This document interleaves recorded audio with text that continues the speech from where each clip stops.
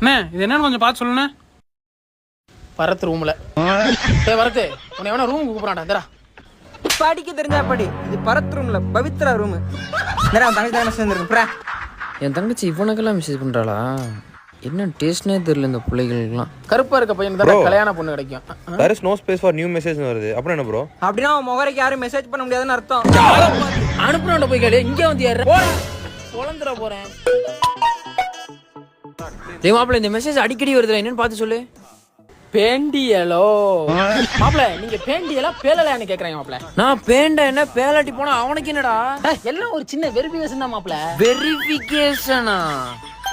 ஓ மாப்ள இது 50% அலர்ட்னு வருதுடா. அப்படின்னா நீங்க 50% பேண்டியன்னு அர்த்தம்.